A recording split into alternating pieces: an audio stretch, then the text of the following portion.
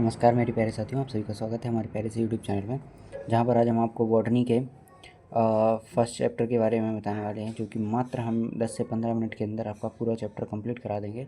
और जुड़े रहिए अंत तक हमारे इस वीडियो में। आपको पूरा इंट्रोडक्शन टू आर्किगोनाइट्स एंड ब्रायोफाइट्स का पूरा ये कंप्लीट चैप्टर मात्र एक स्मॉल गन शॉट में मिलने वाला है, जिसको हम अपनी भाषा में गन शॉट कहते हैं। सो शुरू करते हैं बिना किसी देरी के चैप्टर को। आर्किगोनाइट्स वो प्लांट होते हैं जिनमें आर्किगोनाइट्स क्या होते हैं, इंट्रोडक्शन पढ़ते हैं। सबसे पहले इंट्रोडक्शन आर्किगोनाइट्स का, पेन ज़्यादा बड़ा नहीं हो गया, ओके साइज छोटा करिए इसका। कौन सा कलर लेना चाहिए, ब्लू? नहीं, यही सही है, पीला। ठीक है, आर्किगोनाइट्स वो प्लांट्स होते हैं जिनमें फीमेल रिप्रोडक्टिव पार्ट ऑर्गन को आर्किगोनियम कहा जाता है। ठीक है, यह फ्लास्क शेप स्ट्रक्चर होते हैं, लाइक थैलस लाइक स्ट्रक्चर होती है। ठीक है, ऐसा ऐसा कुछ स्ट्रक्चर होता है इनका, और फ्लास्क शेप्ड। ठीक है, जैसे घड़ा होता है एग होता है। ठीक है, ब्रायोफाइट टेरिडोफाइट जिम्नोस्पर्म इस ग्रुप में आते हैं। फर्टिलाइजेशन के लिए वाटर ज़रूरी होता है। ठीक है, आपको समझ में आ गया होगा, इसमें कोई समझने वाली बात है नहीं है, बहुत इजी तरीके से लिखा गया है। और एक इंपॉर्टेंट एमसीक्यू जो यहाँ से बन सकता है वो है आर्किगोनियम फीमेल सेक्स ऑर्गन है। ठीक है, अब इनके यूनिक फीचर और बताते हैं हम आपको। Multi cellular sex organ present होते हैं इनके अंदर। मेल ऑर्गन आर्थ्रिडियम को कहा जाता है, फीमेल ऑर्गन आर्किगोनियम होता है। ठीक है, एम्ब्रियो फॉर्मेशन होती है, इसीलिए इन्हें एम्ब्रियोफाइट्स भी कहते हैं। वाटर फर्टिलाइजेशन के लिए नेसेसरी होता है ये, और जैकेटेड सेक्स ऑर्गन प्रोटेक्शन देते हैं ये।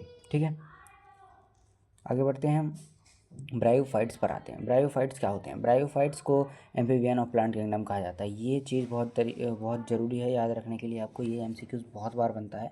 कहते हैं क्योंकि ये लैंड पर रहते हैं, बट रिप्रोडक्शन के लिए वाटर चाहिए होता है। इनमें रूट्स, स्टेम और लीव्स एब्सेंट होते हैं, और बस्कुलर टिश्यू नहीं होते। इंपॉर्टेंट एमसीक्यू जो इसमें से बन सकता है तो वो है डोमिनेंट फेस गैमेटोफाइट होता है इसका। क्यों, आप याद रखिएगा, गैमेटोफाइट में ये हैप्लॉइड होता है, और सो इसके लिए हम हगा, ये थोड़ी गंदा शब्द है, लेकिन ये याद रखना ज़रूरी है। ठीक है, गैमेटोफाइट स्टेज में ये हैप्लॉइड होते हैं, और स्पोरोफाइट में ये डिप्लॉयड होते हैं। ये चीज़ बहुत ज़्यादा ज़रूरी है याद रखने के लिए आप सभी को। और एडेप्टेशन ऑफ लैंड हैबिट की बात करते हैं। एडेप्टेशन ऑफ लैंड हैबिट में ब्रायोफाइट में कटिकल वाटर लॉस कम करते हैं। कटिकल जो इसमें प्रेजेंट होते हैं वो वाटर लॉस कम करते हैं। ठीक है, राइजोट प्लांट को सॉइल से अटैच करते हैं। मल्टीसेलुलर सेक्स ऑर्गन्स गैमेट्स को ड्राई होने से बचाते हैं। ठीक है, मुझे नहीं लगता इसमें और कुछ ज़्यादा समझाने की बात है। जो समझाने लायक है वो मैं आपको समझाते जा रहा हूँ, that's okay. So range of thallus organisation की बात करते हैं। Range of thallus organise bryophytes में बॉडी ऑर्गेनाइजेशन सिंपल कॉम्प्लेक्स तक मिलता है। ठीक है, बॉडी ऑर्गेनाइजेशन सिंपल कॉम्प्लेक्स तक मिलता है। रीशिया सिंपल थैलॉइड फॉर्म है, और मार्केंशिया डिफरेंशियल थैलस दिखाता है, और स्पैग्नम लीफी मॉस है। ठीक है, सिंपलेस्ट ब्रायोफाइट कौन सा होता है? तो सिंपलेस्ट ब्रायोफाइट रीसिया होता है हमारा। अब यहाँ पर आते क्लासिफिकेशन की बात करते हैं। तो ब्रायोफाइट के क्लासिफिकेशन कुछ इस प्रकार हैं। फर्स्ट जो है हेपेटोकॉप्सिटा, जो जिसके अंदर रीशिया और मार्केंसिया आते हैं। एंथोसेरेटॉप्सिटा,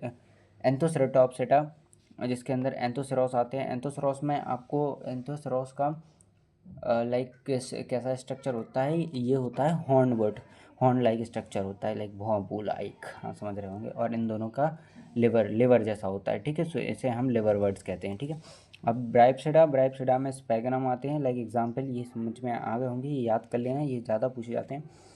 अब आते हैं रीसिया पर।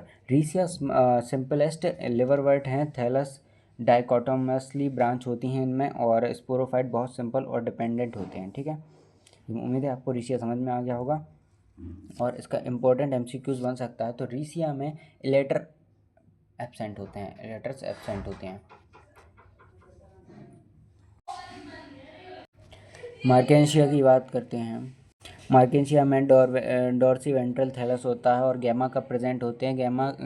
गैमे वेजिटेटिव प्रोडक्शन करते हैं। ठीक है, और इम्पोर्टेंट एमसीक्यूज जो होता है वो गैमा का वेजिटेटिव रिप्रोडक्शन करते हैं। ये आपका इम्पोर्टेंट एमसीक्यूज हो गया। इम्पोर्टेंट एंथ्रीटोफेरा एंथ्रीडाइफोर मेल ब्रांच, और आर्किगोनिया 4 फीमेल ब्रांच होते हैं। ठीक है, एंथर से आपको वैसे समझ में आ गया होगा, एंथर मेल होते हैं, और आर्किगोनिया 4 फीमेल ब्रांच होती है। ठीक है, ये सिंपल है, ज़्यादा कुछ कठिन नहीं है इसमें। एंथोसेरोस की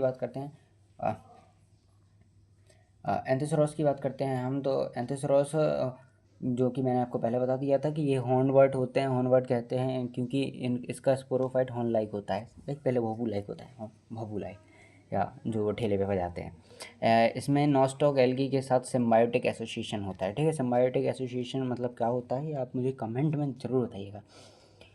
इंपॉर्टेंट एमसीक्यूज जो है वो है इसका ये है, एंथोसेरोस स्पोरोफाइट में स्टोमेटा प्रेजेंट होते हैं। एंथोसेरोस स्पोरोफाइट में स्टोमेटा प्रेजेंट होते हैं। स्पैगनम की बात करते हैं। स्पैगनम को पीट मॉस कहते हैं। स्पैगनम को ही हम पीट मॉस कहते हैं। इसकी वाटर होल्डिंग कैपेसिटी बहुत हाई होती है और ये पीट बनाता है। ठीक है, पीट फॉर्मेशन स्पैगनम करता है। ठीक है, सिंपल ये याद रखिएगा, बहुत ज़्यादा इंपॉर्टेंट है। अब इकोनॉमिक इंपॉर्टेंस ऑफ ब्रायोफाइट्स की बात करते हैं। तो इकोनॉमिक इंपॉर्टेंस ऑफ ब्रायोफाइट्स कुछ इस प्रकार हैं। ब्रायोफाइट सॉइल इरोजन कंट्रोल करता है। इकोलॉजिकल सक्सेशन में पायोनियर प्लांट्स की तरह काम करते हैं। स्पैगनम गार्डनिंग पैकिंग मटेरियल और पार्ट पीट फ्यूल में यूज़ होता है। ठीक है, इंपॉर्टेंट पीट फ्यूल और एंटीसेप्टिक ड्रेसिंग में स्पैगनम यूज़फुल है। So thank you for studying बच्चों, और साथ ही में और जो भी हमारे चैनल पर नए हैं सब्सक्राइब कर लीजिए भाइयों, क्योंकि आगे भी आपको ऐसी ही वीडियो मिलती रहेंगी। मात्र हमने 6 मिनट के अंदर अंदर आपको ब्राई-फाइट का फर्स्ट, तो सब्सक्राइब कर लीजिए हमारा चैनल। आज थोड़ा नॉइज़ी था और रूम में थोड़ा आज मेहमान वगैरह आए थे, इस वजह से थोड़ा नॉइज़ी हो गया।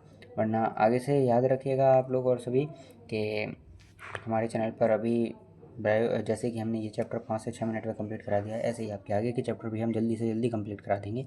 और साथ ही में हम आपको BSc-PU के ना BSc के जो छात्र हैं, जो BU बुंदेलखंड यूनिवर्सिटी और बाकी जिन सभी यूनिवर्सिटीज़ का सिलेबस सेम है, वो सभी हमारी वीडियोस देख सकते हैं। जैसे लेकिन वैसे मैं टारगेट BU को करता हूँ, BU बुंदेलखंड यूनिवर्सिटी झांसी को टारगेट करता हूँ। और साथ ही में साथियों आपसे इतना उम्मीद करता हूँ कि आप लोग अगर चाहें तो मैं इसके MCQ सीरीज़ भी ला दूँगा अगली साल से। सो फिलहाल इतना ही बस। जय हिंद, जय भारत।